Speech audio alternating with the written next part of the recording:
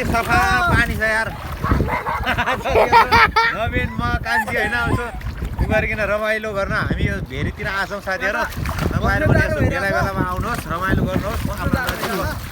प्रकृतिमा आउनुहोस् यता आउनु खान्छ के गरौँ